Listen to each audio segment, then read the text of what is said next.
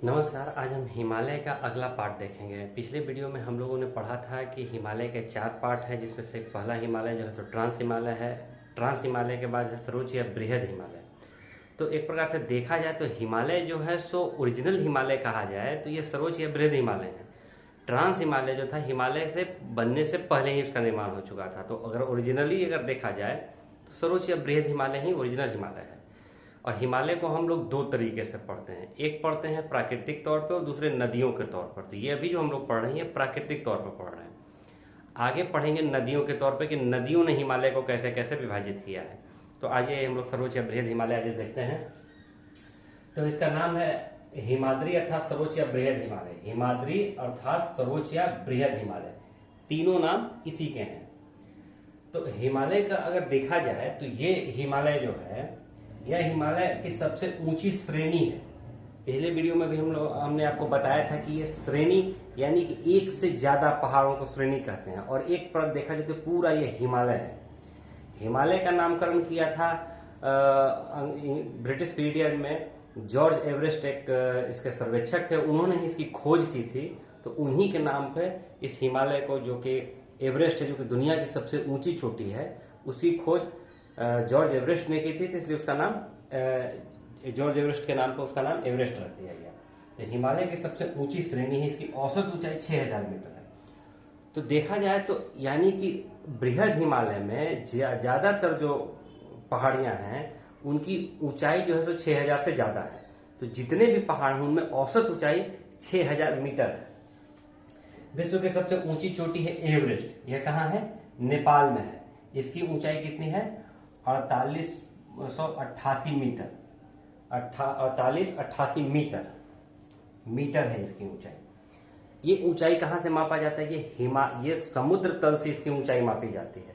अगर आपसे सवाल कभी एग्जाम में पूछे कि भारत में अगर इसकी ऊंचाई मापनी है तो कहां से होगा, तो ये तमिलनाडु में जो समुद्र का जो निचला स्तर है तमिलनाडु में, वहां से हम इसकी ऊंचाई मापेंगे। ऐसा नहीं है कि बंगाल की खाड़ी से माप लें या अरब सागर से माप लें, ऐसा नहीं है कि जो तमिलनाडु का जो समुद्र है वहां से हम इसकी ऊंचाई मापते हैं।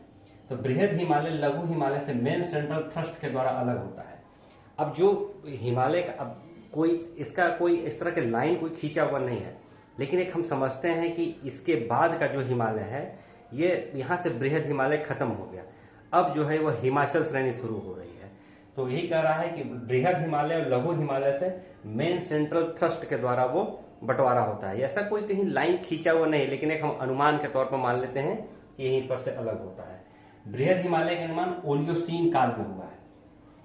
पिछले वीडियो में भी हम लोगों ने पढ़ा था कि हिमालय का निर्माण इयोसीन, ओलियोसीन, मायोसीन, प्लायोसीन 4 हिमालय है, चारों का अलग अलग काल है। तो इसमें ओलियोसीन काल में हुआ।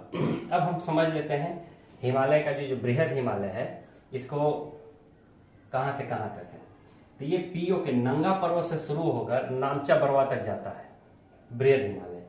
नंगा पर्वत जो है सो पीओ के में पाक ऑक्युपाइड कश्मीर में, यानी कि ये भी भारत का ही हिस्सा है, लेकिन वर्तमान में इस पे पाकिस्तान का कब्जा है। तो पीओके में आता है नंगा पर्वत। उसके बाद है उत्तराखंड।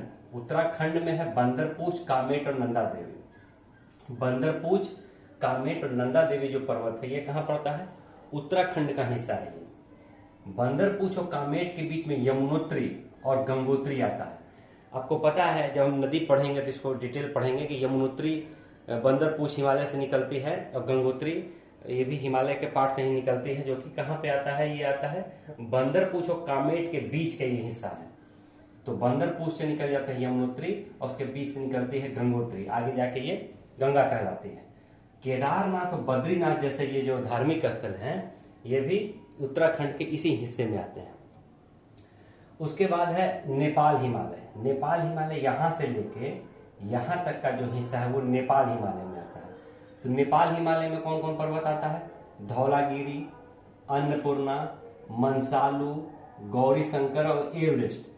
आपको पता है कि दुनिया की सबसे ऊंची चोटी जो है एवरेस्ट, और दुनिया की जो सबसे ऊंची चोटियां हैं, जो भी ऊंची चोटी है, सारे जो है सो बृहद हिमालय में ही आते हैं। यानी कि सबसे पहला हो गया एवरेस्ट, उसके बाद है केटू, केटू आ गया ट्रांस हिमालय में, उसके बाद है कंचनजंगा।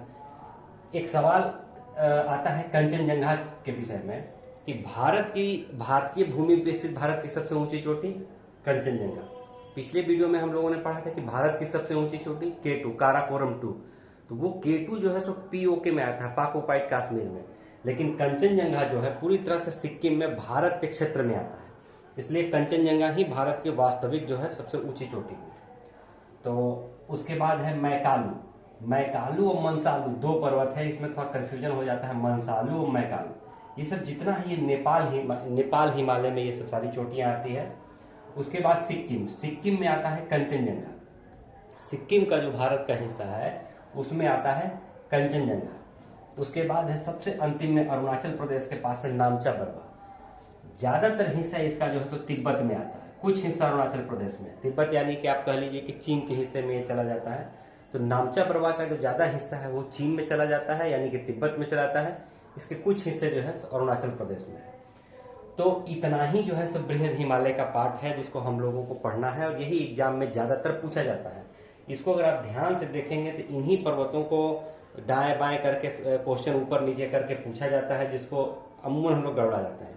एक चीज और इसको समझना है कि ये जो आप देख रहे हैं बंदरपूछ उत्तराखंड के यमुनोत्री और गंगोत्री या केदारनाथ बद्रीनाथ, ये सब तराई हिस्से हो गए। तराई यानी कि नीचे का हिस्सा, और ये हो गया ऊपर का हिस्सा।